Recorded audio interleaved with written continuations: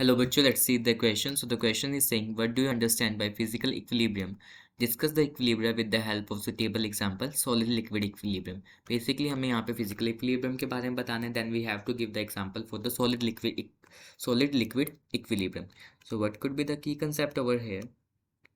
So the key concept over here is physical equilibrium.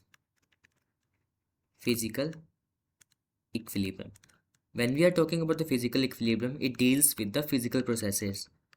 It deals with the physical processes which are reversible too. Just please keep in mind that as it is an equilibrium, so the processes will be reversible. Here the equilibrium deals with like the solid, liquid and gas. अब हम अगर इसको solid equilibrium को हम example के through समझते हैं. सो H2 solid basically ice change होगी हमारी H2O लिक्विड में, वाटर में.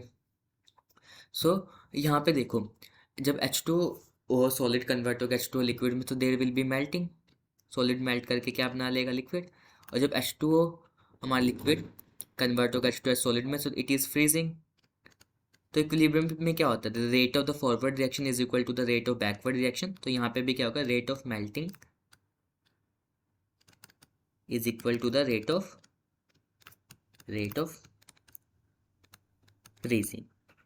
क्योंकि फिजिकल इक्विलिब्रियम में या किसी भी इक्विलिब्रियम में रेट जो होता है फॉरवर्ड रिएक्शन का, वो बैकवर्ड रिएक्शन के इक्वल होता है. So here the rate of melting will be equal to the rate of freezing. Hope you understood that. Best of luck.